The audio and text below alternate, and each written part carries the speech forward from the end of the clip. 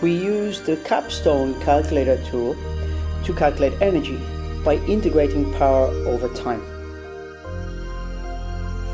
And now we can graph voltage, current, power and instantaneous energy throughout the data sampling.